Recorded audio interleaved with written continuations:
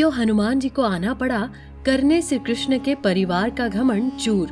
क्यों हनुमान जी के सामने नतमस्तक हो गया श्री कृष्ण का परिवार। श्री कृष्ण त्रिकालदर्शी देव है जो पल भर में 100 कदम आगे की समझ रखते हैं।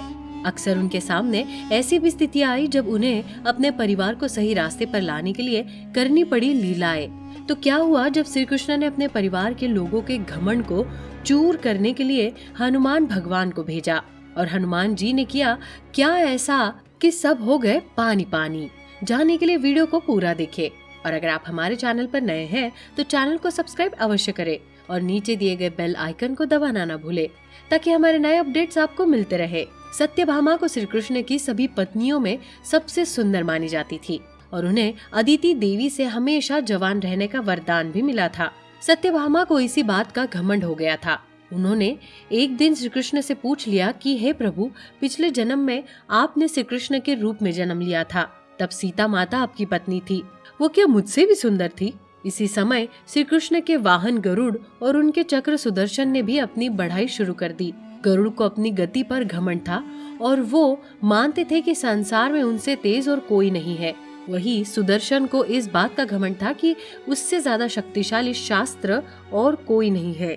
जब श्री कृष्ण को इस बात का एहसास हुआ तो उन्होंने इन तीनों का अहंकार तोड़ने की कोशिश की। भगवान कृष्ण के कहने पर हनुमान जी ने श्री कृष्ण के बाग में जाकर आतंक मचाना शुरू कर दिया।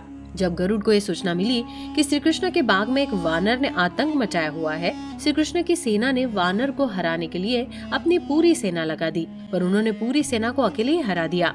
गरुड़ ने हनुमान जी से लड़ने की कोशिश की तो हनुमान जी ने उसे उठाकर समुद्र में फेंक दिया। जब ये बात श्री कृष्ण तक पहुंची तो वे समझ गए कि ये वानर और कोई नहीं बल्कि हनुमान भगवान है। तो कृष्ण भगवान ने गरुड़ से कहा कि वो तुरंत मलय पर्वत पर जाए।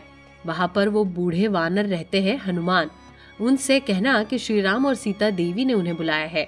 गरुड़ देव तुरंत मलय पर्वत पर गए जहाँ उन्हें हनुमान जी मिले। गरुड़ देव ने हनुमान जी को द्वारिका नगरी बुलाया और कहा कि श्री कृष्ण और सीता माता आपका इंतजार कर रहे हैं, तो आप मुझ पर बैठ जाइए, मैं आपको पल भर में द्वारिका पहुंचा दूंगा। इस पर हनुमान जी ने गरुड़ से कहा कि आप जाइए, हम आते हैं। गरुड़ को लगा कि ये बूढ़ा बंदर तो ऐसे पता नहीं कब पहुंच पाएगा। गरुड़ हवा की गति से वापस द्वारिका लौट गया। इस बीच श्री कृष्ण ने सुदर्शन से कहा कि तुम महल की रखवाली करो और किसी बाहर वाले को अंदर नहीं आने देना। सुदर्शन ने घमंड में कहा कि उनके होते हुए द्वारिका नगरी का पत्ता भी बाहर से अंदर नहीं आ पाएगा। कुछ देर बाद गरुड़ देव वापस आए पर उनको द्वार पर सुदर्शन नहीं दिखा। गरुड़ अंदर गए तो ये देखकर चौंक गए कि उनसे पहले हनुमान जी पहले वहाँ पहुँच चुके हैं। गरुड़ समझ नहीं पा रहे थे कि कोई उनसे तेज कैसे उड़ सकता है। गरुड़ को अपनी आंखों पर विश्वास नहीं हुआ। उसने हनुमान जी की शक्ति को कम आंक लिया था। अगर एक बूढ़ा वानर उन्हें इस तरह पराजित कर सकता है तो उसकी गति बेकार है। हनुमान जी को अपने सामने देखकर श्री कृष्ण ने पूछा कि अरे हनुमान, तुम यहाँ कैसे आए?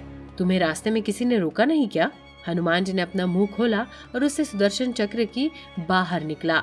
उन्होंने बताया कि सुदर्शन मुझसे लड़ना चाहता था, लेकिन मुझे आपसे मिलने की जल्दी थी, इसलिए मैंने सुदर्शन से ये युद्ध नहीं किया बल्कि इसे अपने मुंह में दबा लिया। सुदर्शन भी ये सोचकर दुखी हो गया कि उसके जैसा शक्तिशाली शस्त्र भी हनुमान जी से इस तरह पराजित हो गया। सुदर्शन ने भी अपना सर शर्म से झुका लिया। हनुमान जी ने श्री कृष्ण से कहा कि मुझे आप श्री राम के रूप में नजर आ रहे हैं, लेकिन सीता माता नहीं नजर आ रही है। जब श्री कृष्ण ने सत्यभामा की तरफ इशारा किया तो हनुमान जी बोले कि ये सीता माता की दासी बनने के भी योग्य नहीं है और आप इन्हें सीता माता का स्थान दे रहे हैं। सीता माता की सुंदरता तो इनसे कई गुना ज्यादा थी। ये सुनकर सत्यभामा का अपनी सुंदरता पर जो भी अभिमान था वो चकनाचूर हो गया। तीनों की आंखों से आंसू बहने लगे और सबने श्री कृष्ण से माफी मांगी। तब हनुमान जी के कहने पर रुक्मिणी देवी और श्री कृष्ण ने राम और सीता बनकर हनुमान जी को अपने दिव्य दर्शन दिए थे। इस तरह हनुमान जी ने अलग अलग मौकों पर श्री कृष्ण के भाई बलराम, पांडव अर्जुन और भीम के घमंड को भी चूर किया था। आपको कैसे लगी हमारी ये जानकारी? हमें कमेंट सेक्शन में जरूर बताइएगा। ऐसी ही सच्ची और रोचक जानकारियों के लिए बने रहिए हमारे चैनल के साथ। आप देख रहे हैं द भक्ति, क्योंकि भक्ति में ही है असली शक्ति।